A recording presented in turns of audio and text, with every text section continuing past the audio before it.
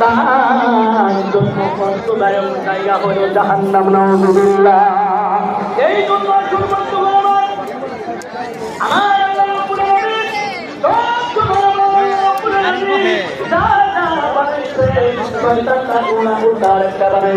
আমার আল্লাহ রাব্বুল আলামিন বলেছেন তোমার শয়তান মানে দুনিয়া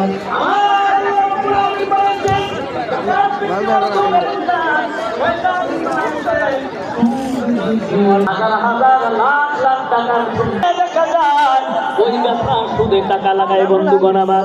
তাহলে আসুন না, তোমাদের মতো যদি দেখা যায় 300 ঘর মানুষ যদি থাকে, 300 ঘরের ভিতরে 300 ঘরের ভিতরে বন্ধুগণ ওই রাস্তার নেতৃত্ব দিয়েছেন দুনিয়ার নবীগণ। আর ওই রাস্তার জায়গা হলো অবশ্যই জান্নাতুল ফেরদাউস।